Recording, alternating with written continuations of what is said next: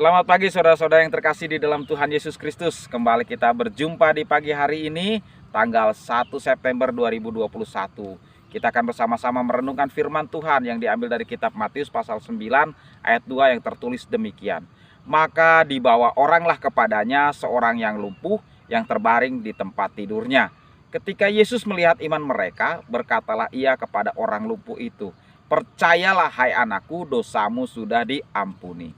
Mungkin kita pernah mengalami berkat ganda, misalnya menjadi pemenang dan memperoleh hadiah serta mendapat sejumlah uang. Sungguh bahagia dan girangnya kita.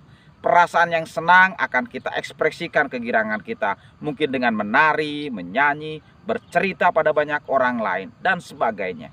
Hal yang sama dialami oleh seorang yang menderita lumpuh.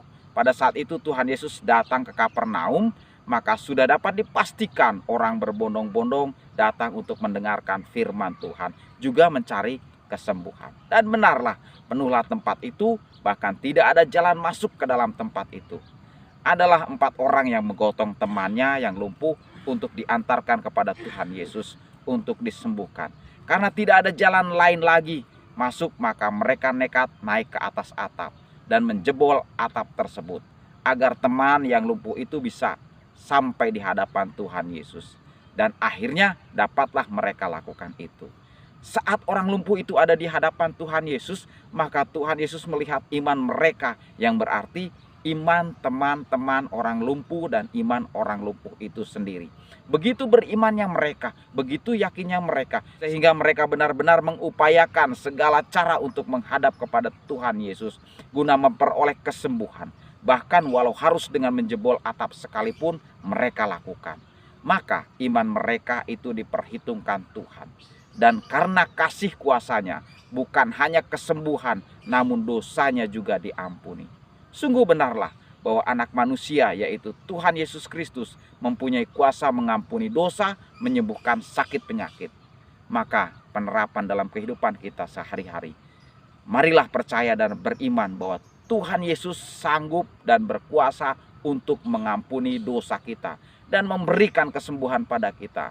Jangan ragukan kuasa Tuhan Yesus, karena karyanya yang agung di atas kayu salib membuktikan bahwa kuasa kegelapan, sakit penyakit dikalahkan oleh kuasa Tuhan.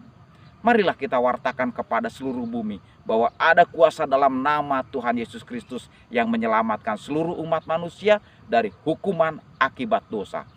Pengampunan dosa diberikan oleh Tuhan Yesus Kristus bagi mereka yang beriman kepadanya. Maka di akhir renungan kita pagi ini, mari kita berdoa. Bapa yang kita kenal di dalam Tuhan Yesus Kristus, terima kasih untuk firman-Mu pagi hari ini yang mengajarkan kita semua untuk mengimani kuasa Tuhan Yesus dalam mengampuni dosa seluruh umat manusia. Maka ajar juga kita untuk senantiasa mewartakan keselamatan dan pengampunan dosa dalam Tuhan Yesus Kristus. Bapa yang baik, kita mohonkan agar penyertaan, tuntunan, bimbingan, pemeliharaan, dan penjagaan Tuhan Yesus senantiasa hadir bagi kita umat-Mu. Maka ajarlah kita untuk percaya sepenuhnya bahwa pada Engkau ya Tuhan Yesus, dan mari Roh Kudus bimbing kita dalam kehidupan kita, sehingga kita tetap memelihara iman kita kepada Tuhan Yesus senantiasa selama-lamanya. Terima kasih ya Bapa.